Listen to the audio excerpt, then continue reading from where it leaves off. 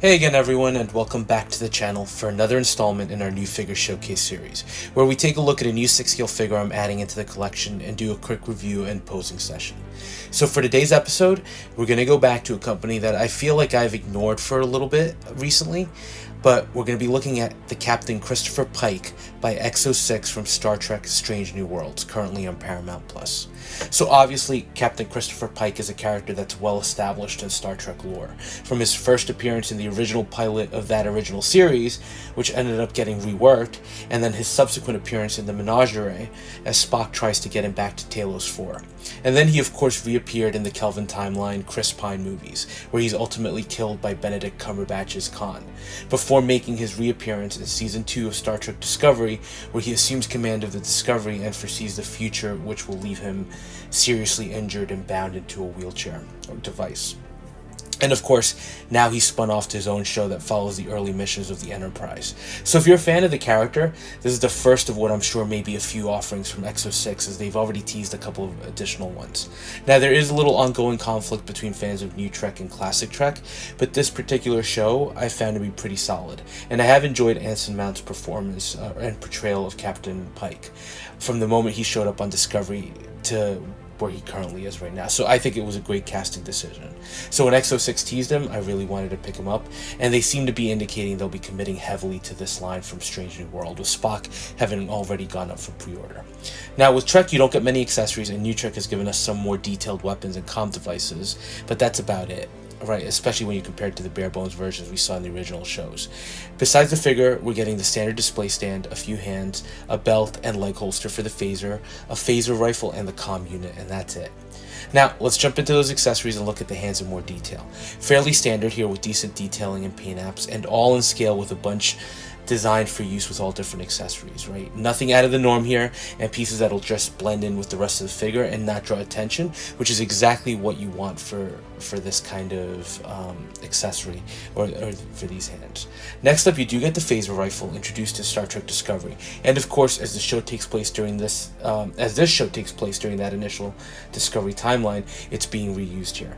I really do like the design. It feels more like an evolution of current technology, which may be what the designers were going for, right? With the extendable stock, the sleek matte black paint app, the insane details along the body showing the inner workings in a nice gold paint app, and it also includes rails at the top where they've added in a very sleek looking scope.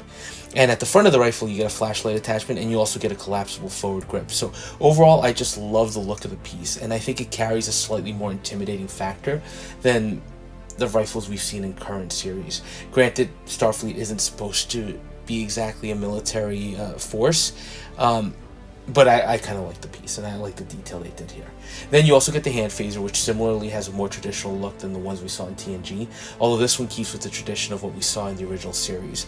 But just like the rifle, it has a great amount of detail work, and I like the sleek metallic blue on top with the silver tip. And you can also remove the top portion of the phaser to create, I think it's a different type of phaser, which does seem like a precursor to the design we saw in the other shows, although I don't really recall this being used on this particular show. Next accessory is the communication device. It's extremely small but looks great with that more classic looking kind of style with the dials. The paint apps are nicely done with no real signs of bleed from the buttons or the screen, and the gold perforated cover looks great too, and it is functional, as you can also close it to create the very sleek looking device. Only gripe is that on this particular figure there's no place to drop it in, so unless I'm using it in poses, it'll probably end up living in the box. And final accessories, which do create a slightly more tactical look for the figure, and it's a belt and drop-down leg holster for the phaser.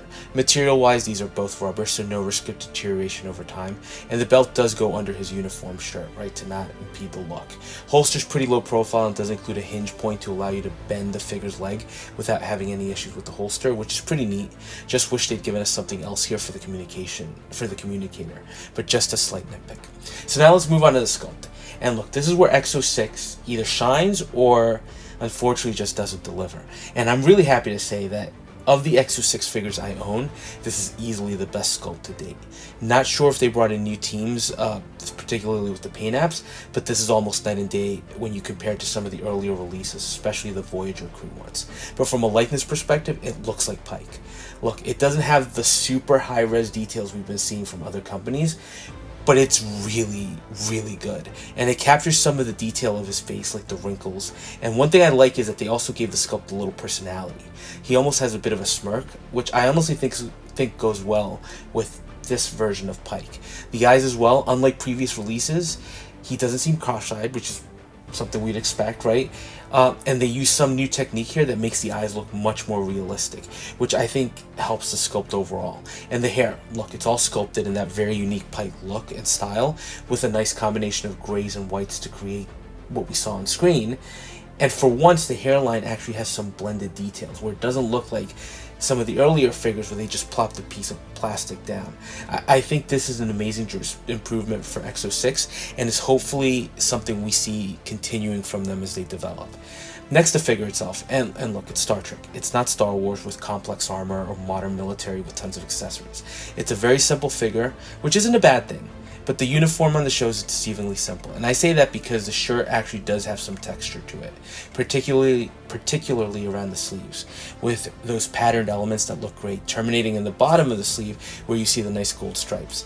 Again, simple looking, but I love the tailoring EXO-6 does on these. And even the pants have a good fit with a very thin double line detail extending down the side of them. And then of course you get the boots, which like Discovery are a little more complex than the ones we saw during the original shows, with some more detailing, particularly around the bottom tread, where you also see the Starfleet insignia. So well done. And I also like the comm badge. EXO-6 has done a nice job with these before, but this one just feels almost a little bit more refined. I think that's the feel I have with this figure overall, especially after passing on some of the previous ones. It feels like overall there's a ton of refinement here, and that's awesome because I do really like that EXO-6 is continuing to tackle these characters, and it gives me hope for what's to come. Now, let's talk some general observations, and I'm going to start with the positives, which is held true for pretty much all the prior releases.